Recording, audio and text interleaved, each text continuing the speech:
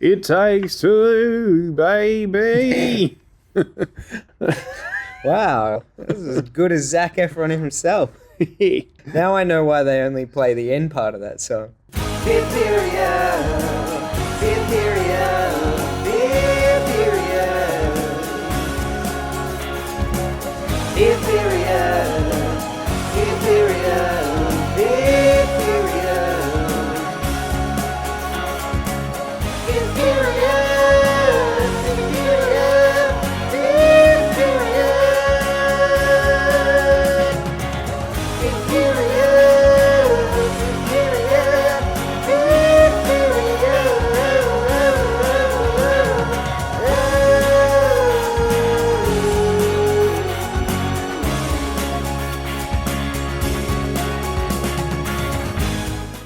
Hello, everybody, and welcome back to Fifth Period, the film podcast hosted by two media teachers, where this afternoon, when the clock struck 4, we were like a crazy bunch of kids crashing through that door. My name is Mr. Brown, and with me, as always, is... Mr. Boylan. Gonna play that soundbite. It's like... do-do-do-do-do-do. And I'm Mr. Boylan. We are pretty geared up for this one. Can you tell? Oh, yeah. We're ready to go. All sponsored by Ultra Clutch Hairspray. Traveling back to the swinging 60s. Now, you've mentioned this particular film before on the pod as one of your 5 favourite musicals of all time. Yes. So we know you love it, but I'm a big fan of it myself. So let's just jump in. We're enthusiastic. Let's go for it. In addition to our main discussion of Hairspray today, we will also be talking weekly watches and Tantalising Trailers. So if you want to skip ahead to any of that, I will leave time codes in the description below. Hi, my name is Lachy and we're talking about Hairspray. Big thank you to Lachy for his intro to the pod today. First time at Film Club on Friday, but I wasn't even there, so I didn't get to meet him. But you said he was super enthusiastic. Yes, so we had a bit of a quieter film club with, a lot of our regular attendees away on music camp. But thankfully, there was enough energy sort of made up in the room, and Lachy came through and passed his first film club with flying colours. It's quite a vigorous initiation process. Do you like movies? Would you like to come and watch a movie? Congratulations, you're in. Woo! It's a hell of a hazing. You're in. But no, so yeah, Lachy came through, and I said, he didn't come along with anybody. I was like, what brought you here? And I wasn't sure if you taught him, or because I definitely didn't teach him, or if Darcy taught him, but not the case. But yeah, it got recommended by some people to come along to Film Club, and was very enthusiastic about letting me know it was first time, and introduced himself. So I was like, hey, this is the energy that we love in Film Club on a Friday, and. When I was talking him through, I said, hey, do you want to intro the podcast? He's like, yeah, what's that? And I explained it to him in the 5th period and everything. He's like, okay, great. And then turned to leave. And I was like, no, we actually need to record the intro. He was just so excited about Film Club that he just wasn't quite sure what the process was. But eventually he did stick around to give us that intro. Like we've talked about a lot on the podcast of late, it's been really fantastic to get not only lots of new people coming to Film Club, but particularly some of our younger students, because they're going to form the bedrock and the foundation of Film Club for years to come, hopefully. So it was really fantastic to get Lachy in there last Friday, and I hope it's one of many appearances he makes. I certainly hope he returns, because, I would love to meet him. Yeah, exactly. Awesome. Well, thank you very much, Lachy. Let us jump into Hairspray. We kicked things off in Baltimore in 1962 with the opening song, Good Morning, Baltimore. Good morning, Baltimore. Big song straight off the bat. I love the different car horns and different sounds of the environment are in time with the beat of the song, which made is great. that same note. So we've talked about editing to a beat before. We've talked about action on the beat. But yes, the sound in particular for this was fantastic. I love the shoe shining in time with the music. Yep. They're dropping the papers that all the houses. Very, very effective. Just if you didn't know, it's a musical. Is it? Yeah. Wow. Damn. But Nikki Blonsky as Tracy Turnblad. Now, she is so expressive in this. She is the perfect choice for a musical film because she has that extra energy that really amps up everything that she's doing. It's so good. She's relentlessly happy, so positive about her day. And I think that really works for her character with some of the hardships she then has to face later on in the film. But I love that it really hammers home how optimistic she is here, singing really happily about rats, flashes, morning drunks, sitting on top of the garbage truck. Yep.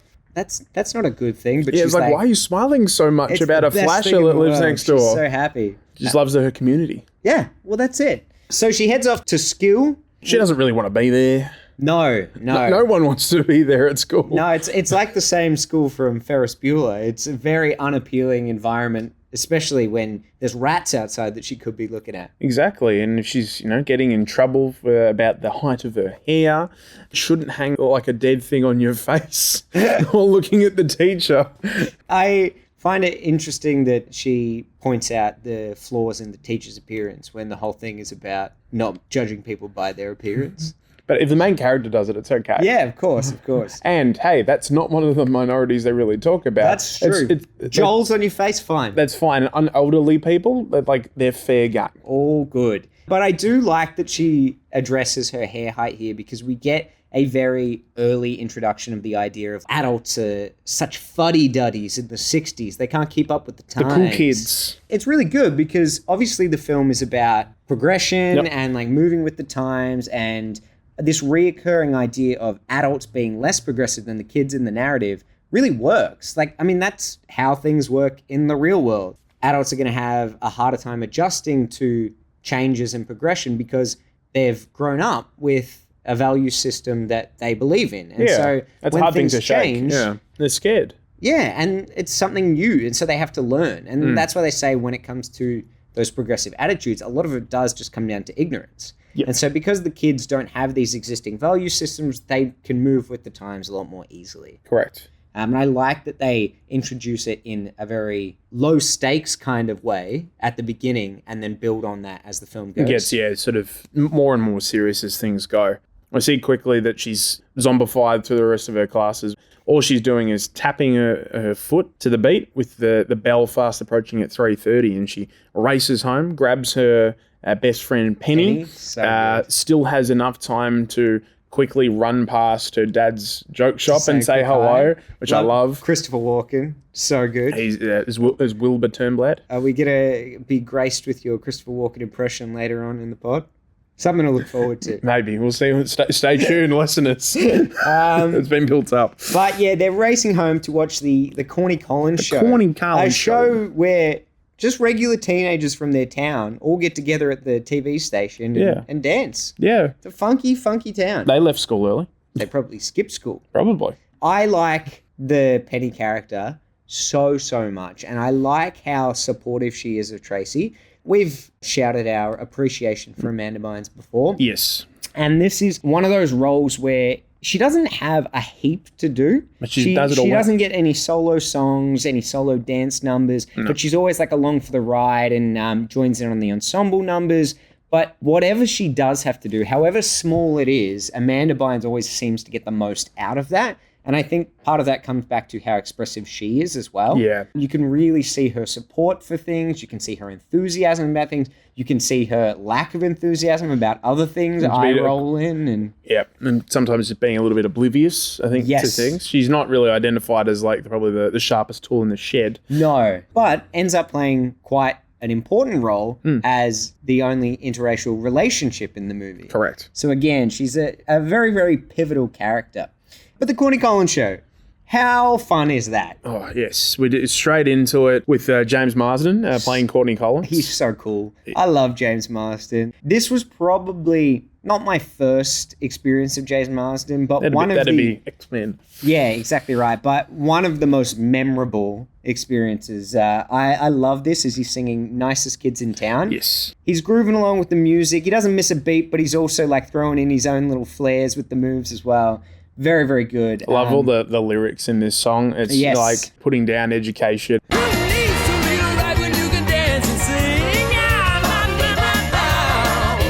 you'll never get to college, but you sure look cool. Yeah. It's really, really smart how this song particularly, I think, is written. You start to tease out different things, like nice white kids who like to lead the way. Yeah, 100%. And plant the seeds of, obviously the fact that it was happening, during the 60s in America where, racial segregation was still a massive part, unfortunately, of that time. The fact that they have a particular day based around rhythm and blues, and that those cast members, the African-American ones, don't dance with the white cast members. Yeah, once a month they get to come on. Yeah, wow. Yeah. Lucky them, right? Mm-hmm. We also meet two of the teen performers. So we've got Zac Efron's Link Larkin and Brittany Snow as Amber Von Tussle. She's getting into a few Von Tussles herself in this song, isn't she? Very good. She gets pushed over like 4 or 5 times throughout, and nobody cares. It's so good. I like how they establish her as almost like a fake-out villain in the film, because as soon as you meet her mum, she so drastically overshadows the evil presence in the film. Yeah, it's like, oh, this is why you are how you are. Well, that's it. And again, that really does come back to the idea of those progressive attitudes and be like, well, if you were raised in this household where these are the kinds of views that are being presented to you and really hammered home, then of course you're going to have hate in your heart. Exactly. Like you see that when Velma sort of gets introduced and they're doing the stricken chicken from Detroit, Corny's trying to explain, is like, hey, like, rhythm and blues, this is what the kids are interested in. Well, they're relying on us to steer them in the right direction. He's like, you mean the right direction? It's like, no, that's what I said. Yeah, whoops, Freudian slip there. Exactly. Michelle Pfeiffer absolutely so good. Kills it in that role. Yeah. Like, obviously she's overbearing as Amber's mother, but she's also the station manager. And so she obviously then has quite a bit to say about how the show should be run as well. And yeah, her views are absolutely at the forefront of that. And then the fact that she wants Amber to be front and center because she's living almost vicariously through her. Yes. Then we also get to meet some other mums pretty early. So we get the good reveal of Edna Turnblad being played by John Travolta. Played to perfection. Yeah, he's really, really good in this. Plays a role really well. I'm trying to iron here. How am I supposed to negotiate pleats? Just fantastic. The voice is great, and it's a very different interpretation. So, I mean, some people may not know this, but traditionally this role is played by a man. Correct. But it's usually made to be far more obvious that it is a male character. I mean, it's fairly obvious that it's a male character, but on stage, they don't tend to do like an effeminate type voice. It's very like scratchy like this, as if they smoke like 8 packs a day. Yep. So I like that John Travolta's doing something different here, and I think it really works to sympathize with Edna's character later on. Like this kind of sweet, wholesome character feels more vulnerable in some of those sadder moments. Yeah, I think so. But not the only mum we meet. No, we meet Petty's mum. Petty's mum, Prudy, played by Alison Janney. Who's not in the movie a lot, but all of her scenes are very, very good. She's a scary, very much a straight arrow religious lady. 100%. I love even the fact that her name is Prudy because she's so repressed. Exactly. Excellent. So they do the roll call. So are you familiar with the Pink Windmill Kids? Nope. All right. I'm just, I've got it loaded up for you, ready to go. You might have come across this on Instagram. Hi, my name's Katrina. And my name is Hugh. I'm Sarah. I'm Emma. And I'm Joan to you. Wow. Yeah, right? Same energy. And watching it last night, Manny was like, oh, it reminds me of those kids. You know the creepy ones with the staring, and I had to be like, what are you talking about? Which staring kids are you talking about? Oh, the Pink Windmill Kids. Yeah. Classic. Very, very funny. And I'm John to you. Who is Not he to anyone else, Yeah. but I'm John to you specifically. Otherwise, I am scary child dear. number 17. I've been cloned in a lab. Oh, dear. Anyway, so the roll call happens. We're straight. Doreen. I'm Shigadigadigadoo. Link. Wow! Because Mario comes in and goes, Wow! And Link's just falling backwards. He's lost all of his lives. It makes sense, Link and Mario. Good. Nintendo. Yeah. Video games. References. Yeah. Woo! Penny gets dragged out by her mum. That's right, yeah. Because they're doing like, what's this? The Weave and Reavin'? And then she's like, nah, you're banned from this household and you can't watch the show. It's like, Mum, without the show, I have nothing. And then her mum's like, having nothing builds character. Toodaloo, Edna. Pretty good. pretty good. So when we cut back to the show, we hear that Link is singing the very end of It Takes Two. It takes two, baby. It takes two. With the camera solely focused on Amber because Velma threatened the cameraman for how dare filming her enough. Yeah, basically, yeah. Yeah. But we do usually hear the full version of this in the live show of Hairspray. But I don't mind that we don't hear it. Like, it's not one of the best songs. And they actually write in Lady's Choice later on specifically for Zac Efron. So that's not part of the live show. Really? They wrote it for him. So he makes up the song that they take out. Yeah, because it's a good one. It's a good one. They announced that Brenda is taking leave from the show. And they're just like, how long for, Brenda?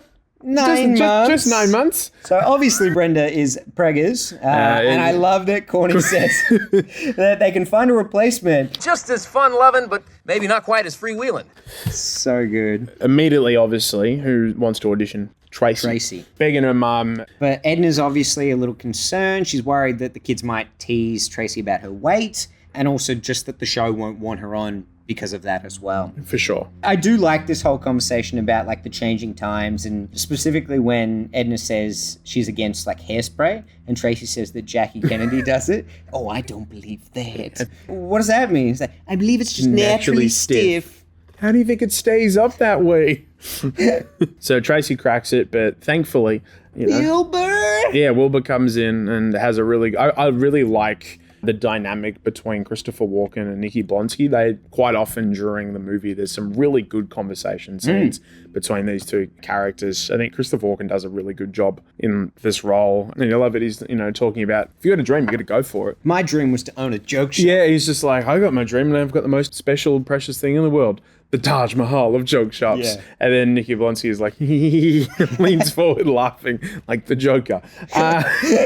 Meanwhile, Edna's just like, I mean, it's a pretty good joke shop. It's good. The Hardy Ha-Hat. So yeah, he convinces her to audition, and I love that at the audition they really hammer home just how awful Amber and her mum are. Like, they're just slamming everyone for their appearance. I know, but how else would you become Miss Baltimore Crabs? It's a good song, and it's good because it gives the motivations for why Velma does the things that she does. Like, she is living vicariously through her daughter. Yep. She misses the glory days. And I like that they kind of blend the audition with transitions to her when she was that. Triple somersault is how I clinch Miss Baltimore Crabs. All the boys are like dancing around her while she's in like a glamorous sparkling got gown. like the baton. In addition to being shunned for her appearance, they also kick Tracy out for her progressive views towards integration. Yeah, because they ask her, how would you feel about swimming in an integrated pool? Oh, yeah. And then it's just like, yeah, I'm fine. Like, all for integration is like, well, if your chances weren't cooked, I think your last answer is done it again. I think that's exactly what she says. If your chances weren't already cooked. Mate, Tracy, your chances are cooked. Your chances are cooked, bruv. Yeah. Classic Pfeiffer. That's what she does. That's what she does. I'm Elvira. I'm Selena Kyle. I'm Catwoman. I'm a Batman villain. Tell you who else is a Batman villain? Ben Mendelsohn. Benny Mendo. Christopher Walken is as well, actually. Yeah, there's a lot of Batman villains in this movie. Yeah, it's a bit of a reunion. Yeah, Batman Returns. Selena Kyle and Max Schreck. You're not going to do Christopher Walken? Maybe later. You got to build to it. Maybe. Perfect. So I think they do a really good job of blending the interracial issue with Tracy's personality. Like, she gets bullied for her weight, but she never seems to care about it. Like, she's often championing her body in her own songs. And it's a really good parallel because it's a very different situation, but they're both about being different and being cast aside and for accepting your your appearance. differences. Yeah, she becomes like a real advocate for the cause, and she connects with characters like Seaweed and Little Arnez about how they're feeling about being excluded. Yeah. I just like that because she has this attitude of shrugging off the bad vibes, she ultimately convinces them to stand up and fight for what they believe in. And exactly. I know it's a significantly bigger social issue, but just her innocence of going like, well, why is this happening? It shouldn't be happening, is actually a really strong selling point to the others about being like, actually, yeah, you're right. Like, why aren't we doing anything about this? Like, we've got strength. We have a voice just as much as anybody does. I think, yeah, it's all important messaging sort of cutting through. It's really good. But yeah, the characters, I guess, start to meet a bit more because Tracy gets in trouble for cutting class, gets a detention, and then, Best detention ever. Yeah, I was going to say, well, as shown later in the movie, they basically have to block people from coming into detention. Yeah, it's a dance party. But yeah, meets Seaweed and the rest of the African-American students who are also constantly in detention. Elijah Kelly is just the coolest person in the world. Seaweed, Stubbs. He's so smooth. Showing Tracy all his best dance moves. I call this the Pete and Pleats after midnight. I use it to attract the opposite sex. Link comes past detention with his friend. and his friend God. Goes, I get who Caesar is, but what's the idea of Marge? I mean, how can a month have an idea? It's truly a fantastic bit of dialogue. It really is. And he walks in just as Tracy is like spanking herself. I'm a bad girl who needs to be punished. Classic. But Seaweed's face is like... He's loving it. He's loving it. Tracy turns around and is like, oh my God, what have I done in front of the person that I'm infatuated with? Nah, but good thing she did, because he tells her she should dance that way at the old record hop that Corny's hosting at the school. And if she does, she may even get herself on the show. And then he says maybe the worst line in the whole movie. Sound like Elvis. It's sorry, little darling, didn't mean to hope I didn't dent your do. Dent your do. But yuck, I hate it so much. Actually, this is a point that Eric made. He was sitting up front in film club and he's like, oh, Zac Efron's character looks a lot like Elvis. And I was like, yeah, that's the vibe 100% that they're going for. Good call, Eric. He's got like the quiff sort of coming down with a little bit of the hair, very slick back, very same sort of presentation. Yeah. Shocking line delivery, or not shocking line delivery. Shocking line. Just shocking he line. does the best he can with it. Sorry, little darling. Hope I didn't dent your do. Uh-huh. Thank you very much. Thank you very much. And just struts out of class. But hey, maybe dented the do, but may have made a dent on Tracy's heart because she is infatuated because she can hear the bells. Oh, she can hear the bells, all right. I adore this sequence. It's so silly. I'm going to say it for every song because I don't think there's a bad one in the bunch. Consistently good soundtrack all the way through. I agree and for 98% of it. And this one has some really fun ideas in it. Like the blocking as she goes out and she's just like pushing people out of the way and throwing herself against the locker. And like how she's like, I can hear the bells. And Penny's like, what? What? I can't hear anything. And it's like, don't you hear them? Chum was like, not exactly chime, because the school bells are going off. But it's so good because often people will be singing in a musical and then just go about their day. And I like that the characters kind are of aware. Breaking the fourth wall there of like, she can actually hear her singing. Penny's like, what are you doing? Yeah, it's good. I love it. You're creepy. Stop it. Stop it. The way that they stage it using things around the school. So like, the smoke from the teacher's lounge, the dodgeball to the face, and then she like lays on the ground. That heavy, and then like the vocal change as well when she gets hit. This heavyweight champion takes the prize and The wedding garb made out of toilet paper.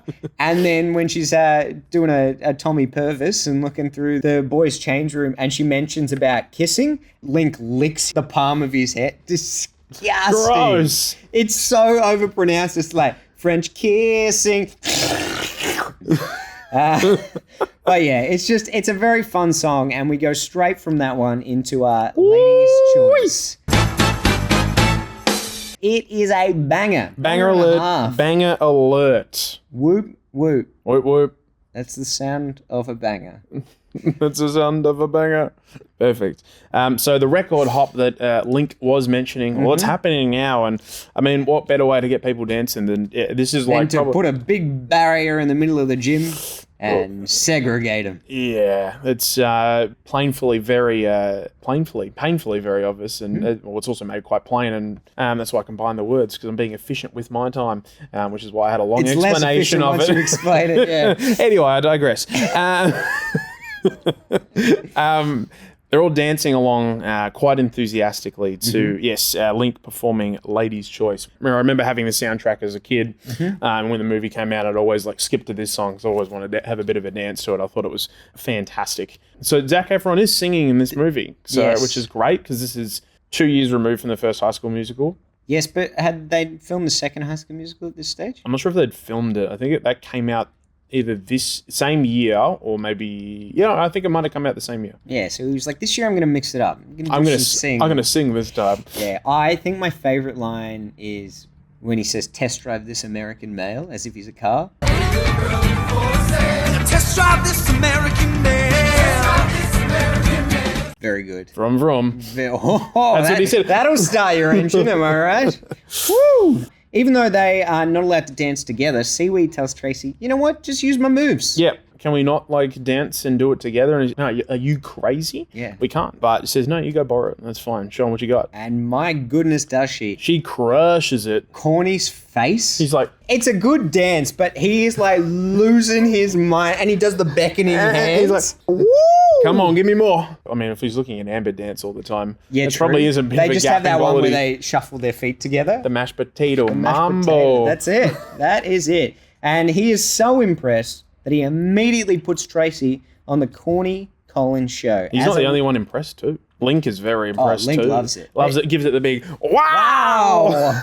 She's on the show. She's on the show as a regular, and I love it cuts to them watching on TV. Imagine my little girl, regular, at last. So good. And they're chanting along with the song as well. Go, Tracy. Go, go, Tracy. It's really, really good. But Pfeiffer is furious though. And Jesus. Furious. That's disgusting, Mr. Brown. What a big reaction. I was just going to try and slip it in and just keep going. That's not getting through to the keeper. Jesus. Perfurious. She is perfurious, though. And, not as perfurious as I am. Oh, wow. Continue if you can. I shall. I'm good. It's you I'm that's not struggling. So, Corny says that she might be a new candidate for Miss Teenage Hairspray, and Amber goes, that's mine. And then it cuts to Link, and he's like, we're on the air. And then it's like, you can't vote for one of the Himalayas. And then Corny's smiling through it. I was like, always the charmer, Amber. Corny hates her. I love later on when she's dancing and he's just eye rolling at her. Again. We also meet another part of the show because when the camera's trying to get dragged across to Amber all the time, who's trying to talk is Motormouth Maybelle. Motormouth Maybelle. And played by she is Motormouth. Latifah. Queen Latifah. Yeah, I've had a big Queen Latifah week. I watched Hairspray and Bringing Down the House as a double feature. Nice. Yeah, good. Good. We also meet, in addition to Queen Latifah, Mr. Spritzer, the owner of the show's sponsor, Ultra Clutch Hairspray. And he's against Tracy being on the show at first because of her progressive views. I want that chubby communist girl off the show. Straight up. That line got a big reaction in Film Club as well. Oh, did it? Yeah, people were like, whoa! But he quickly changes his mind about her when she starts to make money, improving sales for him. Because everybody loves her hair, so they all try and replicate her hair, and that takes a lot of hairspray. And do. Otherwise, their dues will be dented. I did remember actually just a little bit from just before when Penny's dragging the parents in to watch the TV and goes to get Christopher Walken and Wilbur, and he's kind of pauses for a moment because he's kind of busy with these joke toys. Okay. Sorry guys, I'll be back soon. It's I guess it's for my daughter, not for my wife, so I can go. I'll pass that because Tracy makes a big call at the end of the show. They're introducing her, and I'd love to be a rockhead or become the first female president. It's what would your first thing do? I'd make every day Negro Day. Yeah. And then Michelle Pfeiffer's face Corny's loving it. Yeah. I love that they establish how supportive he is. Obviously, he's good friends with Motormouth. Yes. So we then get the comparison between the two when they do the New Girl in Town. Great song. And we see a transition from Amber, Tammy, and Shelley singing it to the Dynamite singing it. The new girl in town has the guy on the string. And it just amps up so much more when they sing it. It sounds so much better. No, they wrote it. Yeah, well, they did. I love that line, too. It's how dare you do the same song? They wrote it. Of course they're going to do it. Tracy's become friends with the other girls on the show. Have all got the same hairdo now. Yes. Wilbur's selling all of the Tracy merch in the world. He's an incredible businessman to get this going very quickly. Just having all these products. What a machine. Well, he's not the only one that wants Tracy as the face of his company, because Jerry Stiller comes in as Mr. Pinky, from Mr. Pinky's Hefty Hideaway, and he wants Tracy to be their spokesgirl. So she makes Edna her agent. Yep. And I really like this. They go to the store together. It's almost like she wants her to be her agent for her, but she's also doing it as a way to like make her feel more important and include her more, because she's got this newfound confidence. She wants her mum to have this confidence as well. Because Edna hasn't, she says she hasn't left the house in years. Yes. You see me hobnobbing and drinking rum and cokes with all those hoi balloys? Hoi balloys. But yeah, then we sort of move into probably one of my favourite songs actually of the movie. Welcome to the 60s. I love this. It's a really good upbeat sort of tune.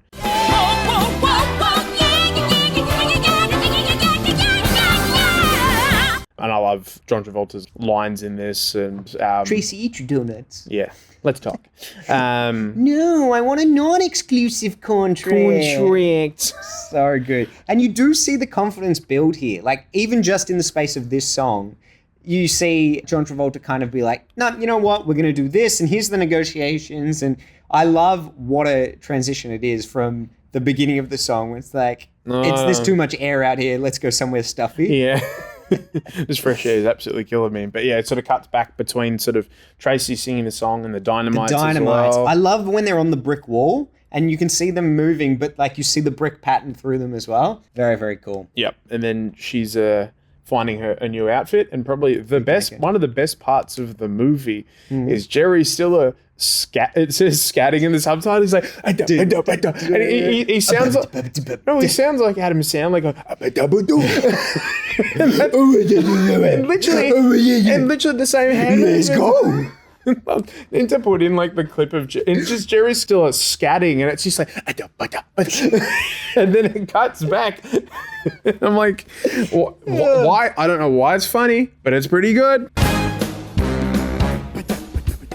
It's pretty really good. Funny. I mean, they all scat a little bit. But it doesn't say scatting that's under. True. But if John Travolta has the it's very good. Yeah, I like the sort of the interplay in the vocals. Your mama's hip, your mama's cool, mama. Your mama's hip, your mama's in, your mama's looking at herself and wondering where you been. What feels like one of the very, stereotypical middle of big street sort of open dance numbers with everyone sort of joining in and stuff, which is cool. Oh, and there's a lot of classic musical tropes in this, and they really steer into that. And I find it really endearing. Me too. Then they head to the diner and they're talking about now that you've had a makeover, Dad's going to be all over you. And in 20 years, he's never even said nice moo-moo or nothing. They're just having a nice mother and daughter time, but who else is having a nice mother and daughter time? And the Von Tussles. The Von Tussles, and they want a Von Tussle. They want to Von Tussle. Oh, they bully Edna. Yeah, it's pretty brutal, this scene. And John Travolta really sells how... I'm taking it back. Yeah. No, I am. It's pretty sad. It is really sad. But I don't think that would work as well if you weren't playing the character in this way. Imagine that same line. I'm taking it back. I am. It's you don't feel it. It sounds like Roz from Monsters Inc. Wazowski. You haven't turned in your paperwork. You wouldn't feel nearly as sympathetic if it didn't have that sweet quality. You're not sympathetic to Roz in Monsters Inc. Guess who? It's John Travolta. Oh dear, but Johnny. But even though Edna is disheartened by this, Tracy just kind of takes it in a stride. Pushes through. She's like, nah, absolutely not. Don't listen to her. We kind of see that carry over to the next scene too, because they're in class and Amber's trying to mocking undercut Tracy, and Tracy's like, all right, whatever, I'm getting sent to detention again. Link stands up just because she's a good dancer. And then they say what was Patrick Henry's famous last words? Kiss my ass. Kiss my ass. He says it's so cool. I'm like ass. And then does another. He's wearing a great cardigan, I think, in this scene as well. It's fantastic. Love the blue striped cardigan. And we get the ultimate depiction of white men can't dance when he goes into detention and he's trying to dance along. Hey, looks like a cool scene down here. Yeah.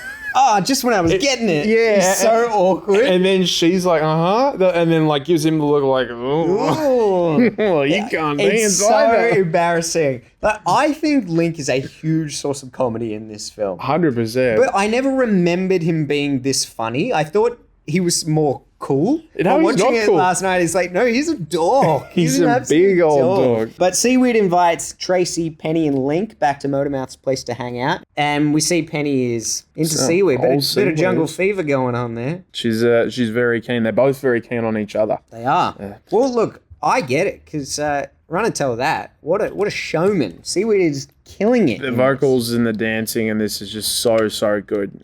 Yeah, like you said, probably one of my favorite tracks. I can't see what people look at me, can only see the color of my face. Oh yeah. And we get to the meet little Inez, And played she's- by Taylor Parks. Yeah. She can move. She's really, really good and sort of establishes that, she wants to be on the show as well, but she's never had a chance. The people around here can barely pay their rent. They try to make $1 out of 15 cents. But she champions Tracy. She goes, good for you, girl. Like, it's so good.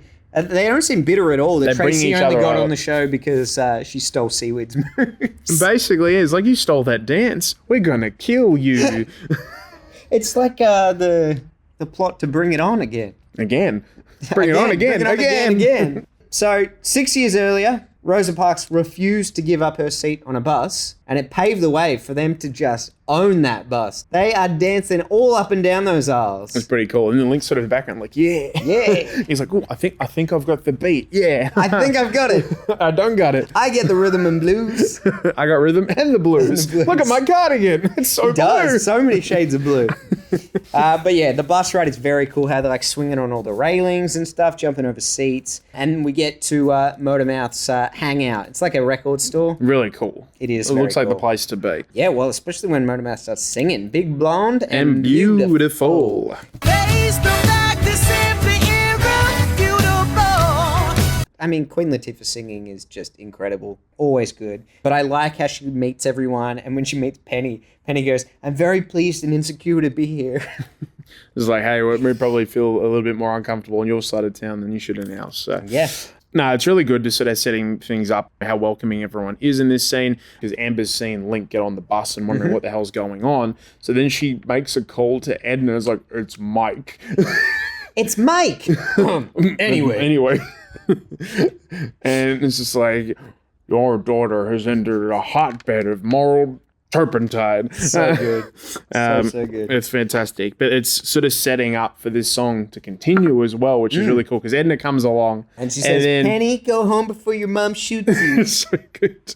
But then Motormouth Maybell's starting to, it's like, oh, well, you want to have a stick around and have something to You eat? don't have to rush off. I do. I left my iron on. Oh, your iron. Oh, fair enough. Go off, Queen. No. She's the queen. She's Latifah. And then Edna's kind of like, is that braised? And then she's like, yeah, got her. Yeah. The way to her heart. Singing and food. And food. But Amber gets Tracy's mum out of the way, so Velma can try to wreck things even further. And Hit on Christopher Walken. yeah, wearing a red dress and heads in and Saucy temptress. saucy temptress to Christopher Walken, who's not having a bar of it. It's a huge failure because It's he so doesn't get funny. what flirting is. And I love that you see how fed up she is trying to get him to pay attention. Here's introducing another her to joke. jokes. And then like the It fact makes sense because he doesn't care about his own relationship. He prefers jokes to that. he Anyway, likes so- like I'm in a relationship with my joke shop, basically. Exactly, yeah. I love that he's like, oh, don't go to fella. No, he accidentally suffocated,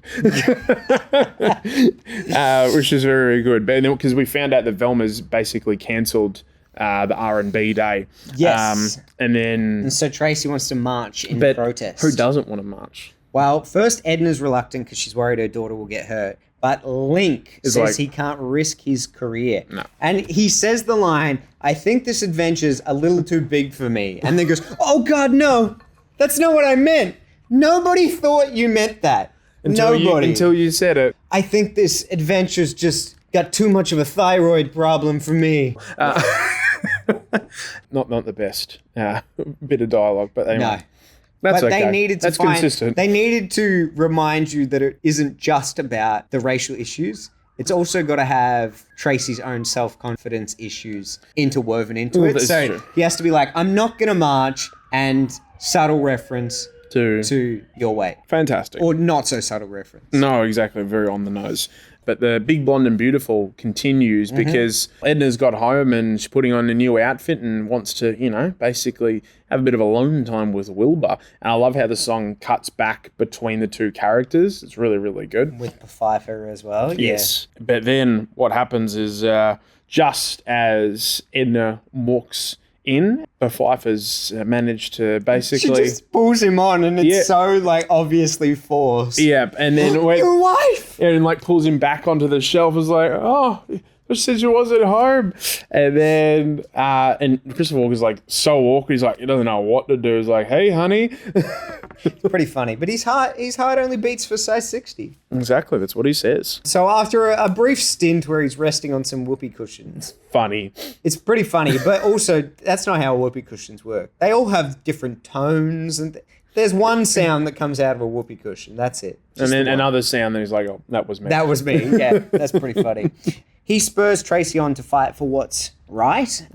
She does the same thing. Well, it's really good though, because there's a line about old dogs learning new tricks here, and I like this because again, it's a reference to the fact that the younger generation is evolving and changing. You got to teach some of us old fuddy-duddies. Yeah, because we don't know what's going on. But it's showing that, hey, they're no, some of us are prepared to know, and prepared to learn, which is fantastic. That's a constantly sort of evolving thing, regardless of whether you put it in 1960 or in 2024.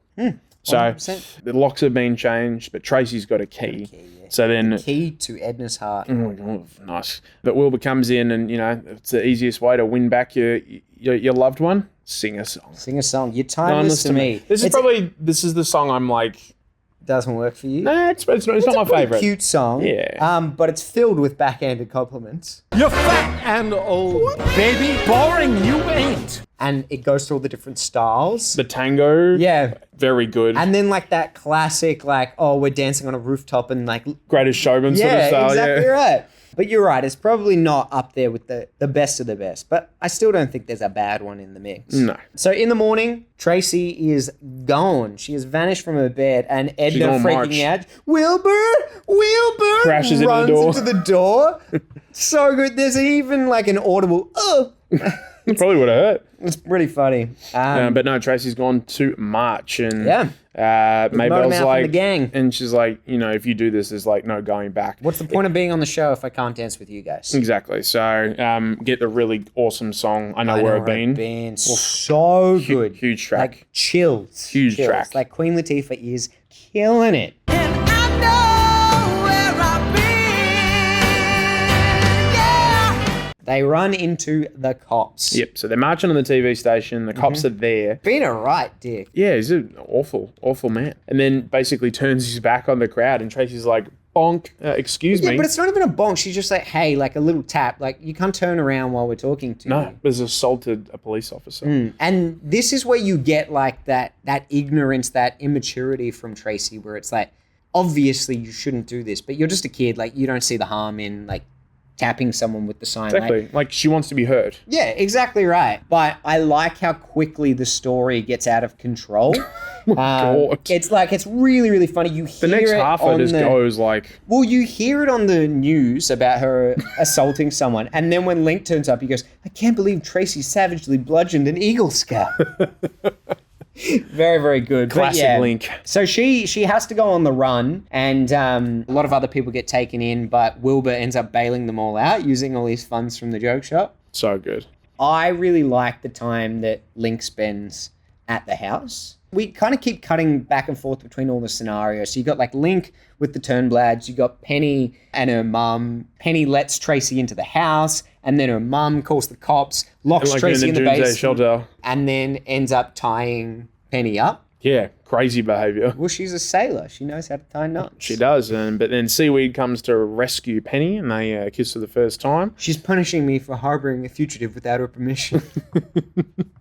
And then they eventually, they get Tracy out, and Link's having a good time, basically like sitting on Tracy's bed, and we get there without love. I love him singing to the picture. Yeah. He is so funny in this. Like the goofiness of him singing and jumping on the bed. Curling up on the bed in like a fetal position and stuff. So good. It's like getting my big break in laryngitis. In this song too, Penny has to like hide under a blanket while Tracy's hiding in the boot of the car. But then later they're like, cool, it's safe now, you can come out. But Penny keeps the blanket on and she's grooving but tucked into the blanket.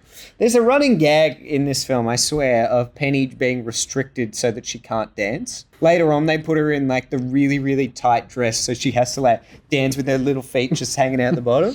Maybe covering for Amanda Bynes' Not being able limitations to as a dance. I don't know. I hypothesized that with Maddie last night, and she was like, nah, she would have done dancing. Like, she was a child actor. And I was like, yeah, but she wasn't like one of the Disney Channel actors that were in all of those, like... I was going to say, did she do much dancing in Big Fat Lie? No, and on the Amanda show, it was a comedy show. She wasn't a dancer. Laughably bad. But anyway, yeah, they hide out at Miss Maybell's, and then She's just trying to sleep. She's like, what the hell are you doing? Why didn't you bring him here sooner? Yeah, and then just whack Seaweed on there, and it's like, hey. Oh, and also at the end of the song, Link, your pork is ready. Always looking out for people in their appetites. That's it. Shout out to Edna. Because Miss Teenage Hairspray's the next day, and they got to get Tracy in there. And she's got to get talent involved. agents are going to be there. Oh, exactly this. So the agents are coming specifically to watch Amber and Link. Could the stakes be any higher? No, they couldn't. But before we sort of, I guess, like kick off into the contest, well, you've got to introduce the sponsor. And we get a nice Connie Collins song again, singing Hairspray. Hey, baby, you look like you could use a stiff one. So good. I like it they keep cutting to the agents looking just bored out of their minds. I was a little bit bored during this too, like the dance-off section. They're doing the worst moves. Mashed potato. The stricken chicken. The waving raven even. I'm not sure. I love the line that Michelle Pfeiffer says. They're talking about, would Tracy really risk turning up? And she goes, I risked communicable diseases. So good. But basically they're trying to work out how to get him in. There's cops and stuff outside. Then they kind of spot her, but it's not. It's Christopher Walken wearing like the wig and everything. And he's in like the trench coat. He's like, oh, well. He's very convincing. Clearly, you know, very similar height, Christopher Walken and Nicky Watsky. You kind of like, it's goofy and it's silly, but you buy it because there's just so much chaos going on. Like he's a jokester. You got the dance-off going on. You got Michelle Pfeiffer like stuffing the balance. Yes. So that Amber will win. Which Edna has seen. Yeah, and it's like there's all this hectic stuff going on, and then it cuts back to the really basic dance moves, and Corny's just like, go, Darla. Oh, look at her go, folks. I'm bored out of my brain.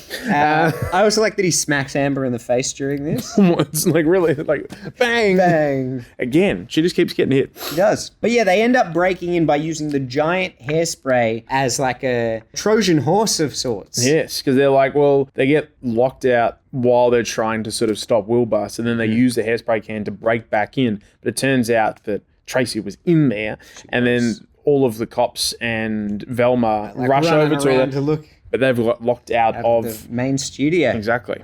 This is the part too where I said they intercut reaction shots of Corny when Amber's dancing. And he's like rolling his eyes. It's pretty bad. So over it. So boring. But she's going to win. Ooh, what a nail biter it's turning out to be. And clearly she's ahead by a mile. It's like, I'm about to inform you that Amber Von Tussle is about to get outdanced. Yeah, Tracy rockets in. It's just good. Descends from the ceiling and starts delivering, you know, sort of probably the most iconic song from the movie. Oh, you can't stop that beat. No, you can't.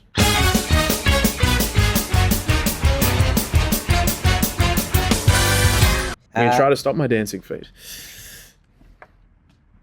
Anyway, so Link and Tracy reunite, and he brings in Inez to do her moves. And this is when I said Penny is in the most impractical outfit to do a dance. A very skinny sort of blue dress. Yeah, and it's like a dress, and then it stops, and then there's more of a dress. There's more dress. Being clipped on. There's extra dress. Extra dress for days. But yeah, she looks a little awkward when she's doing this dance move. She does. I did wonder if they were covering for a lack of natural dancing ability. The vocal performance is good though. I think I like her lines in "You Can't Stop the Beat," and she's having a. She gives it like the what's it called, like the grumble. And if they try to stop the seaweed, Yeah. I call the NAACP. bit of sass, which is good fun. Also like the fact that Tracy descends and she's in a black and white checkerboard dress as well. Everybody's a checkerboard chick. in this. Checkerboard chick. Much to the outrage of Penny's mum. Penny's mum, who She like freaks out. she does almost Does falls she off. faint? I think she almost falls off the couch, basically, like trying to clutch at her crucifix, which is so crazy. The lines just keep ringing, and so everyone starts voting for Inez. And she ends up winning How this good. Hairspray. How good. Which, of course, by default then, has to make the Corny Collins show integrated Officially from then on integrated, and then they all celebrate. It's fantastic. Velma gets busted for cheating, but Amber's already moved on. She's infatuated with one of the dancers, which Velma doesn't like. No. And it was like, we lost, whatever. It is Yeah, what it is. It's I like that. She's like, well, we gave it a red hot crack, but who cares? I'm moving on. That's fine. I'm moving with the times. I'm moving in with this guy. Yeah, exactly. Immediately. And then Corny's like, open invitation to anyone to get on the dance. And, well, who's going to come and dance? But Edna. Edna. And she's great. grooving. So good. You can't stop my nothing fork when I see A Christmas ham. You can't stop mine either. I love a good Christmas ham. I'll buy a whole Christmas ham just to eat myself. You didn't make the Christmas ham yourself? I don't make it, no, I buy it. I've started taking over the Christmas ham the last few years. For, As in you make it? yeah, like I do the glaze and everything like that. Nice. Did a good one with some ginger beer, kaffir lime leaves, some curry powder. All right, mate. All right. That's fine. Just talk about a bit of cooking. I'll send my Christmas ham through to you on the way. Yeah, I'll whack a couple of things on it. Good as new. Love it. Put it back in the Love sack. it. But Edna's not the only one who gets up and sings and dances, because we finish very fittingly with Motormouth and Mayday. Get out of here, man. It's like, let's wrap this mother up. Yeah, and I love that it's Corny that brings her out. He's like, hey, this is your time to shine. And shine she does. Yeah. Yesterday is history, and it's never coming back. I know why they call her Queen Latifah. Slay Queen. Slay Queen. That's what the kids say. That's- Not as much anymore, though. It's vernacular. Once we started to fall started away. saying it, they were like, ugh. Yeah, I think we got rid of Slay Queen, basically, We for did. them. That's what we do. We ruin did. things. Yeah, It's our that's job. our favourite pastime. Exactly. And we also get a little kissy between Link and Tracy. And that's it. That's it. And that's the movie. The movie. But I loved it. It was really, really fun to revisit. It's a great time. I'd seen this a heap of times before, but it had been a while since my last revisit. Hadn't been that long since I last watched it. I think I watched it because, as you said, we talked about it. Favourites, yeah? Yeah, so that would have been maybe like 6-7 weeks ago, probably. So, I don't know, it's just a good time. The songs are infectious. I was, writing my notes, and while I was watching the movie again, it was really hard to do because I just want to get up and have a bit of a little book. Have a little bit of a boog. Oh, yeah. I love it when they shorten boogie to boog. Yeah, it's already a short word. Let's make it shorter. That's it. Alrighty, let us move on to weekly watches. Weekly watches. Weekly watches. I love you. I watched 18 films in the last week. Holy moly! Yeah.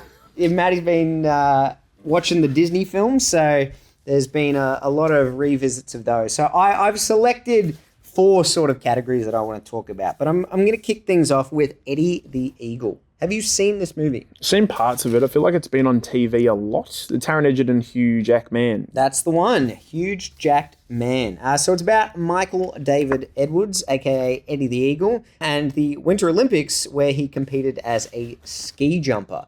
But I love this film. Like, I know you're a big fan of sporting films. You wouldn't think I would be, but I actually really do like sporting films. I like the idea of someone like training to achieve something. Yeah.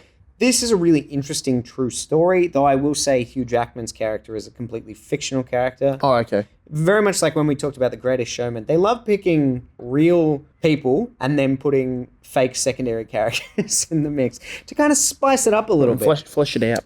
It's a really, really like endearing story. Maddie was like, I feel like something light. And I was like, have you seen Eddie the Eagle? Because Taron Egerton makes that character so endearing. Like he's got this goofy grin. He is so determined to achieve his goals that it's really, really enthralling to watch. And it kind of starts off with him as a kid wanting to be in the Olympics, but not being good at any sports. And so you see him like progress through his earlier years, just like changing the sport around until he can find something. But he's determined to be Olympian. Okay, Yeah, and gotcha. he gets a lot of like roadblocks and stuff like that, and eventually decides, all right, I'll ski. And then because he doesn't end up making the team for skiing, he's like, maybe I should be doing ski jumping, and switches like right at the last minute and does the training in the year in the lead up to the Olympics. And it's so interesting to see what he overcomes in such a short space of time. And just the fact that because he's determined, he does manage to achieve things. So yeah, it's a really, really good story. And it's the same Winter Olympics that the Jamaican bobsled team was in. Really? Yeah. That's pretty cool. Underdogs all over the place. That's it. What a And time. Similarly, John Candy's character is non-existent in that story as well. I think said John Candy's in this film. I was like, geez, that's hard to do. Polka. Anyway, what's your first film on the deck? I've only got two films on the docket. And I'm not shortening them down from 18. It's literally because I've only watched two films of late. That's fine. After I got through mine, there weren't any films left for you. True. You've watched, I've watched all the films. All films.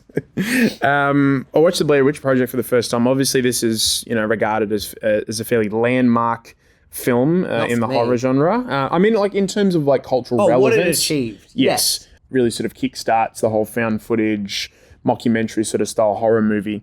It's not a genre or like a subgenre of horror that I've watched a lot, but I have watched a few recently. Well, yeah, you spoke about one last week. I watched Lake Mungo, had a really good time with that Australian horror film. I also watched Wreck about four to 6 weeks ago. That's the Spanish film where they go into the apartment building and they're trailing like the firehouse and stuff. Yeah. And I really enjoyed that. Right. So this one I just didn't really enjoy. And I think a lot of it comes down to the fact that Nothing happens. well, yeah, it's a bit slow going, and people talked about it, and I was kind of like, sometimes when you watch a film that maybe has been well regarded, and you don't like it, and you almost go back to read other people's reviews, is like, have I missed something here? There was some stuff that I was reading in people's reviews, and I'm just like, we're talking about like the amount of dread and tension and everything built in this film. Is like, I just didn't feel it. And like, as much as like I want to have a good time watching a horror movie, I also want to be a bit scared. And I didn't find this film really that scary at all. And the characters, I know they're kind of, written to be like a little bit insufferable. A little bit. Just a little bit.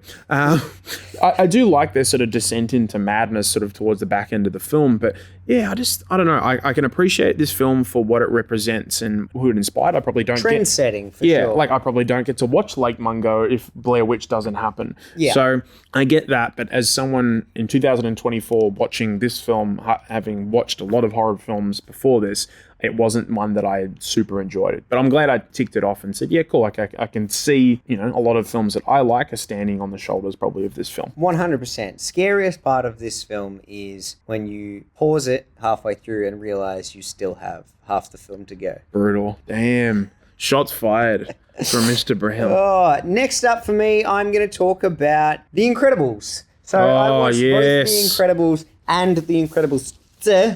You know what I'm going to say? They're incredible.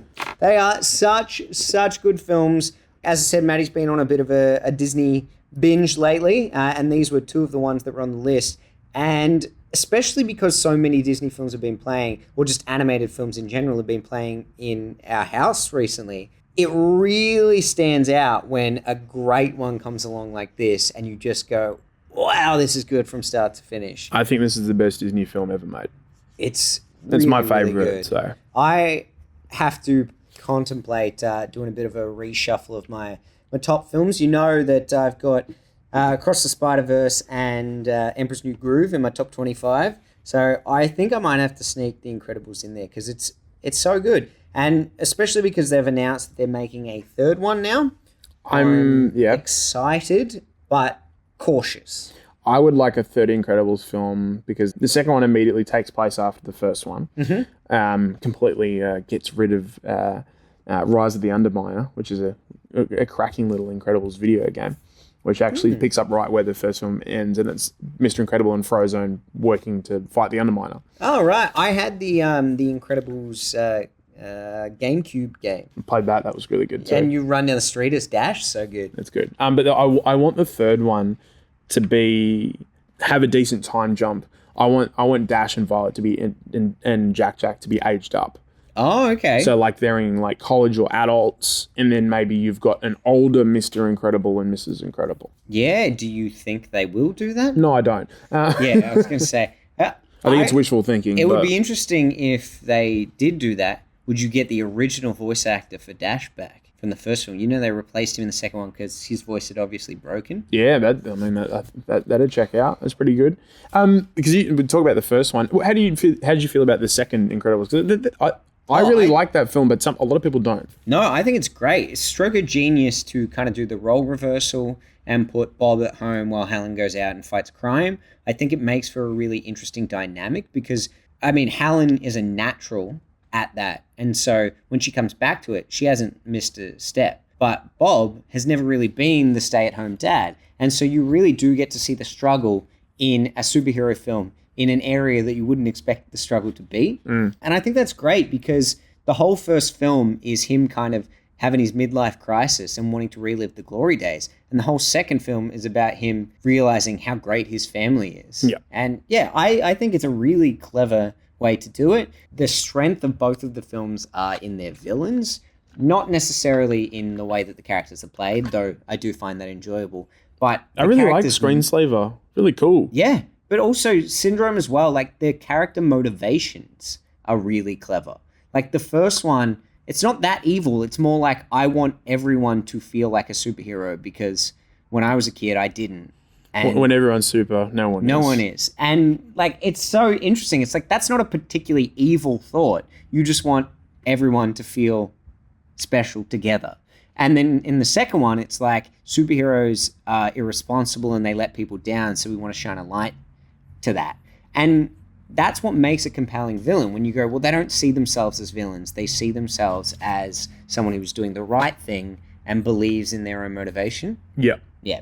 I really enjoy both of the films. A large part of that is because of the score. Like Michael Giacchino is absolutely cooking with these themes. It's just, I love like the kind of spy thriller 60s sort of vibe. Yes. It's just, it zips along aesthetically. I think these films look brilliant as well. I love just the character designs and everything. I bloody love The Incredibles. It's so good. Bloody loves it. We get there when we get there. We do. It's been on the pod a couple of times, that line. It has. I'll talk about my second one, my second and final film, and this is a film I went and saw in person on Father's Day. Very common thing for any major celebrations that I ever have, whether it's Father's Day, birthday, around Christmas for anyone. We usually go for a meal and we'll go see a movie. It's a nice tradition. It is. I went and saw Strange Darling. Stars Willa Fitzgerald and Cole Gallner. Flash. He's also, seems to be everywhere at the moment. He's in Smile. He'll be in Smile 2. Or as you like to call it, Frown. But we like Cole Gallner, though. We might not like the film, but we like Cole Gallner. Since our love of Smallville. Correct. You know who the DOP is in this film? No. Giovanni Ribisi. Ah. Yeah. A lot of people would know him as the villain from the Ted movies. Yep. I know him as the original bass player from the movie That Thing You Do. Whoa. It's a Tom Hanks movie. It's very good. You'd love it. Okay. It's kind of like it's set in the 60s, and it's a band that's very similar style to like the Beatles. Okay. And it's just about them being like nobodies and all of a sudden then getting like picked up. That Thing You Do becomes their manager. Okay, I'll chuck it on my watch list. This film is gorgeous. Shot in 35mm as well. I want to see it. I'm not going to talk too much about what happens in this film because I know you want to go see it. I got one like that too. And I physically can't talk about. It's really hard to talk about this movie without sort of spoiling things. Gotcha. What I can tell you and the listeners that it is a film that is told in a non-linear structure. So what I mean by that is that it's not told from start to finish in a straight line. So they present it as Strange Darling, a thriller in 6 chapters, but it starts at chapter 3. Yeah, and right. then goes So back to bit chapter 1. like Pulp Fiction. they're very similar kind of vibes actually with like the text and the intro and everything like that. So I kind of like that, but it definitely sort of plays with expectations. It looks great. It sounds great. Really good acting performances across the board. Yeah, just go see it. Good original concept for a movie as well. Playing around with like a lot of great traits that we see and enjoy in thriller movies. So this is one of my favorite movies of the year, comfortably. And I can't recommend enough for you all to go see it. Nice. The Caravan of Garbage Boys did Terminator 1 and 2 recently. I saw that when it popped up in your letterboxes, like, I know what YouTube has been watching. Yeah, it just reminded me of how dang good those movies are. Oh, yeah. So I've said on the pod before, the first one is my favorite. Very similar to the Alien franchise. It feels more like a horror film than an action film, but I think that the second film is still incredible. What a movie. I really enjoyed rewatching these virtually back to back. And I think part of that was like, I like the story elements of the first one. I like it that it's man versus machine in the first one. I like the horror vibes. But it was really refreshing to start watching the second one and go, whoa, budget. It was like the most expensive movie at the time. It's 15 times more budget than the first film. The opening scene is the budget of the first film. We're just going to be like getting trivia from Caravan. Exactly. That's fine. It's okay. Yeah. We watch the same stuff. It's all good. But I loved revisiting these. I actually do want to go. So I've seen these two. I've seen the third one before. I have never seen the fourth one with Christian Bale. Oh, okay. But I've seen Genesis. And I haven't seen Dark Fate. Good. Yeah, so this is the thing. Like, I watch Genesis because it has ties to the original film, and I appreciate that. I know it doesn't have good reviews, but I like the nostalgia of seeing elements of the first film incorporated in it, but I don't really remember it all that well. And I do kind of want to go and watch them all and just sort of see how they stack up. Do a rival rankings. Maybe, yeah. Even though we can't do Terminator probably at Film Club, that's fine. No, we can't, but we can rope it in. The rival rankings don't have to be about the film that we watch. That's true. I can't find the third one anywhere. All of them are on streaming except the third one. Except Rise of the Machines. Yeah, which, based on what I remember of it, that tracks. It's fine. Arnold Schwarzenegger going, "Talk to the hand." And he's wearing like the star glasses. It's because he gets his biker outfit off a stripper. Yeah, it's interesting. That original concept for Terminator 3 is a lot better, but yeah, it's okay. We'll talk about that another time.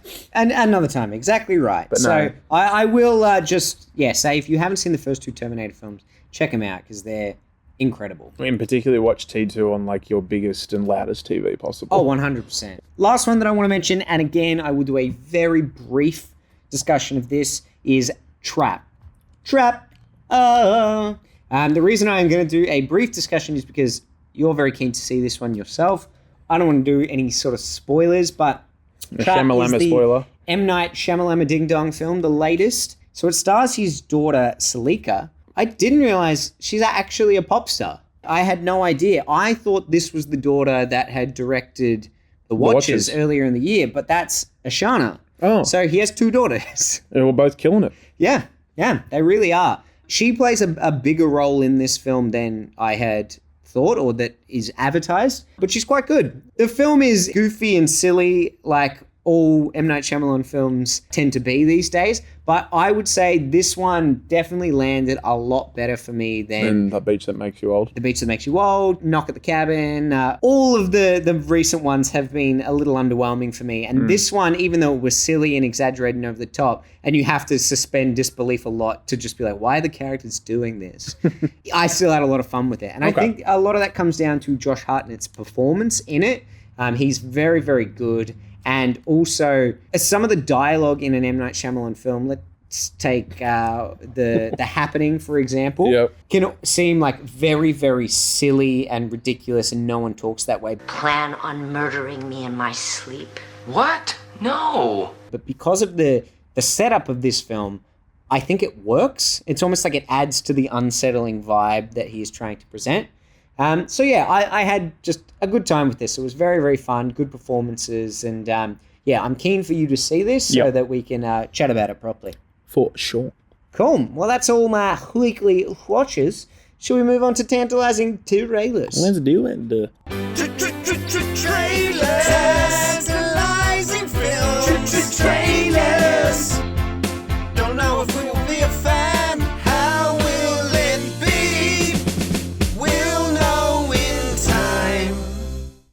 3 trailers on the docket for me. What about you? Tree.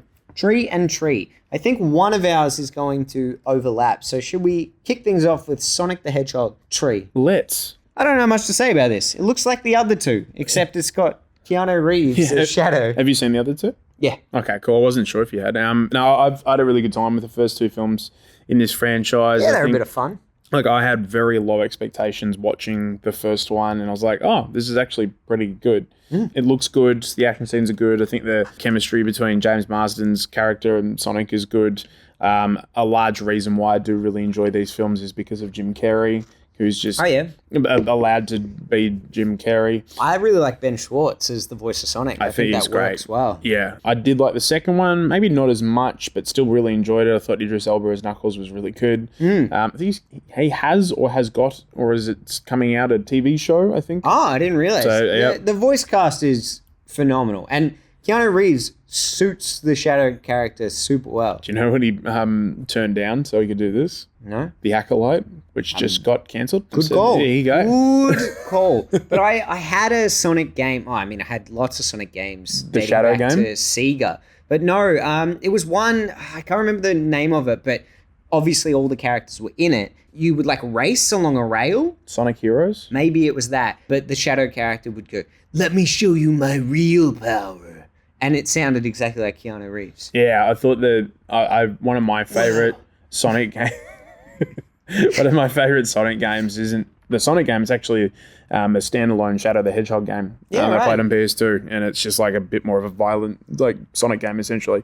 Yeah. And I really like the story of Shadow. What would happen sort of if Sonic had the same kind of upbringing, essentially? It's a Brightburn situation. 100%, yeah. And it's really, really good. And I think that they're sort of communicating this really well. It looks like it's going to be a lot of fun. Shadow going against Team Sonic. It does feel a little formulaic. Well, this is the thing. I'm like... It's the third film where it's like, we've introduced a new character and now they're the villain of the story, but they'll probably win them over to be a hero. That was literally what I was thinking about, like whether they're going to have to do that again. Yeah, I'm not 100% sure, because then like they obviously, because Jim Carrey's still in this, because they turn to Eggman to basically help them. But then not only do we get one Jim Carrey, but we get 2 Jim Carreys who's playing his grandfather. Which probably means he will become the villain by the end once they get Shadow on side. Well, I think eventually like that character dies, like the grandpa in like the Sonic lore. Oh, right. So I'm not 100% sure. I'd be pretty disappointed if it literally turns into like, okay, cool, Shadow's gonna join the team, we're gonna fight Eggman again. Because it'd literally be... Will, though. I know, but these films make money. That's true. And they're a good time. I'll go with something else that I think was gonna be a pretty fun time. The Red or Rippy. Rippy, the bush kangaroo. Yeah, so basically this is just a giant zombie kangaroo film, and it's got Michael Biehn from Terminator and Aliens. It looks really silly. I mean, I like all Australian horror films, but I also like ones that aren't super high budget too. This just looks like a really silly creature feature. Nice. And sometimes that's all I need. I actually might only talk about one more. I had Vengeance Most Foul again because there's been clips popping up. But I haven't seen any of them. There's nothing really new. Instead of trailers, they're doing like little mini clips. Mm-hmm. I'm still excited for it. But the one that I did have a look at and was very enthralled by was Apartment 7A. Oh, okay. So it looks very, very unsettling. It's Julia Garner from Ozark. Sold. And The Royal Hotel, which I adored. Good But film, yeah, it's basically she moves to New York to become a dancer, but she injures herself. And then a kind of creepy old couple takes her in, or like buys her an apartment and says like, oh, you can move into this building. Okay. And yeah, it's really, really unsettling. But the vibe that I got from it was a real like Rosemary's Baby vibe. Like a creepy kind of protectors looking after you, making choices about your life, mansion. It's the same... Yeah. I was going to say that looks very familiar. The poster looks almost identical to Rosemary's Baby. Well, it says the tagline on Letterboxd, Rosemary was not the first. Oh. So I think it's a prequel. So it's done. Wow. Cool. That explains why I got Rosemary's Baby vibes. It was deliberate. Well, you know how I do that thing where if I'm watching a trailer and I'm like, this looks good, I don't want to reveal too much. And you stop it. I stop it. So maybe I missed the part where they're like, the prequel to Rosemary's Baby. Coming this summer. How can you have a prequel to Rosemary's Baby? I don't know what... The glint in Rosemary's eye. That's good. Yeah? I'll pay that. Yes. I'm only joking. Oh. Just a crush. No, it's okay. I'm only joking I about won't joking. pay it. That's fine. I'll pay it. That's fine. And just not a lot. But I had heard about this film, but I didn't know there was a trailer out. So You've seen Rosemary's Baby? yeah, and that's it. I love it. Cracker of a film. Super unsettling. I hang the poster in my kitchen for Halloween. I like that film a lot. So yeah, getting back into that world sounds interesting. And yeah, Julie Garner I think is just a terrific actress. So I'll be checking that out. The last one for me is a horror film that I didn't get to see at MIF. Going to work out. Miffed about that. Hey, there he is. But I've seen the trailer for this film when I went and saw Romulus, and also when I saw Strange Darling, and I've seen 2 different trailers actually now. And I'm really intrigued about it. And it's a film called The Substance. It was one of the feature films of Myth. It stars Demi Moore playing... Oh, I've seen this trailer too. Yeah, and so she's playing a model who's sort of like, I guess, like looking to reclaim her youth a little bit, injects herself with the substance. And what it does is kind of release another version of herself, played by Margaret Qualley, who is a really rising star. She's a young actress. Kinds of Kindness. She was in Once Upon a Time in Hollywood. Poor Things. She's like the second... I haven't seen Poor Things. Oh, okay. There you go. Do that. Kinds of Kindness hasn't made me want to. Okay. Well, apparently Poor Things is better than that, so there you go. There you go. And she's in Sanctuary, which I watched recently, and they're considering that film is basically just her and the male lead. There's a lot of time spent with 2 characters. Yeah. And she's really terrific in that, so I think she's just an absolute rock star and actress. But yeah, so she's playing like kind of this younger version, I guess, of Demi Moore's character, who was also going to be, booking jobs and modeling and stuff like that, kind of then starts to basically go wrong. A lot of body horror elements. I've heard that it's quite strong in this film. Like if you like Cronenberg, you probably like this film. Quaid. Yeah, who's eating food very aggressively at the start of one of the trailers. Yuck. Yeah. So, but I think it just looks really good. Have you seen the Neon Demon? No, but Okay. I even just the fact that you said neon, it does have that real neon 80s Very vibe slick, to it. sort of, Hyper Technicolor. yes. Yeah. That kind of vibe to it. So I'm keen to see it. Nice. Alrighty. Well, that brings us to the end of the pod. It does. As always, guys, I do want to remind people to like, subscribe, share it around. We do like getting feedback on the segments, but also on future suggestions for film choices in coming weeks. We obviously want to do things that you guys like so that you can get around it and support the pod even more. So tell us what things you're a bit more partial to, what things we should do a little bit less of. We got a few. More impressions? Christopher Walken? What do you reckon? That was it. If he said that, that's exactly how he'd say it. You nailed it, Mr. Boylan. You've outdone yourself. But look, I do need to head off because I left my iron on. And you know what it's like having to negotiate pleats. Oh, do I? But thank you very much, guys, and catch you at the next film club. See ya.